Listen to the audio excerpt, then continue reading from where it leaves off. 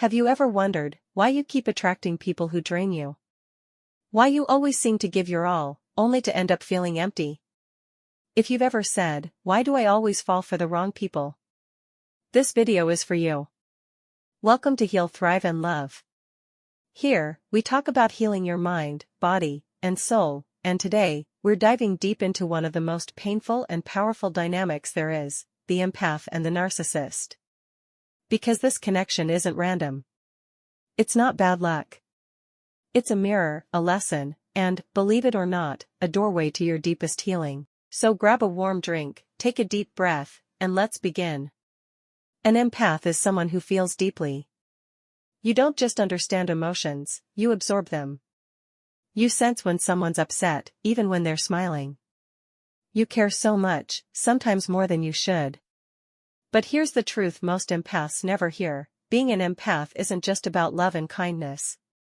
It's also about boundaries.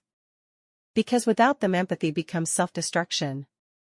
Empaths often grow up in environments where they had to read the room, maybe a volatile parent, maybe a home full of tension. You learn to keep everyone calm. To be the peacekeeper. To make sure everyone else felt okay, even when you didn't. And that's where the pattern begins. Now, let's talk about the other side, the narcissist. Not every selfish person is a narcissist. But true narcissists have one thing in common: they feed off attention, admiration, and control. They crave energy. They want to be adored, not loved, not understood, adored. And what better target than an empath? To a narcissist, an empath is like a never-ending supply of validation. You listen. You forgive. You see their pain and think you can fix it. They feel seen, maybe for the first time in their lives. And that's how they hook you. But here's what happens next: once they feel safe, once they believe they have you, they begin to drain you. Emotionally. Energetically. Spiritually. They take your light, to fill their void.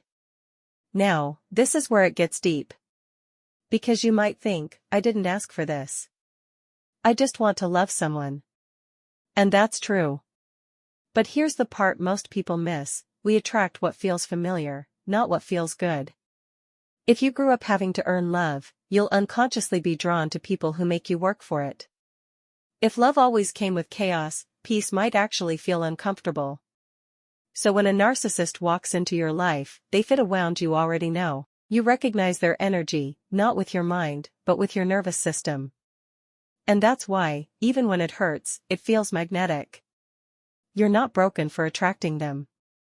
You're ready to heal the part of you that thinks love must be earned through pain. So how can you break the cycle? Breaking the empath-narcissist pattern isn't about becoming cold or hard.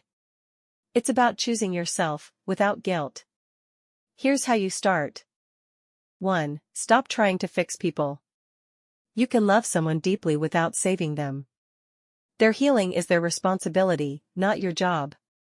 2. Set boundaries early. If someone gets angry when you say no, they just confirmed why the boundary was needed. 3. Heal the part of you that feels unworthy. When you truly believe you deserve peaceful love, chaos no longer feels like chemistry. 4. Listen to your body. If someone drains your energy, your body will tell you before your mind catches up. Fatigue, anxiety, headaches, they're not random.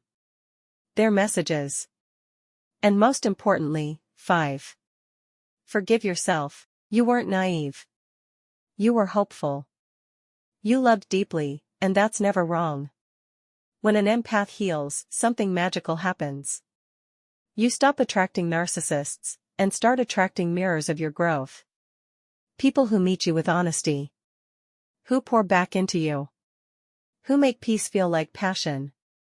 You begin to realize that love isn't supposed to hurt. It's supposed to heal.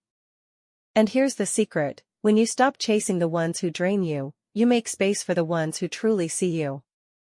If this message touched you today, you're not alone. Thousands of empaths are waking up right now, breaking patterns that have lasted generations. If this resonated, tell me in the comments. Have you ever been in an empath-narcissist connection? What helped you heal? Your story might help someone else find their strength.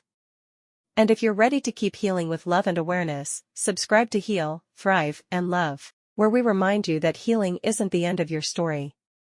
It's the beginning of becoming who you were always meant to be.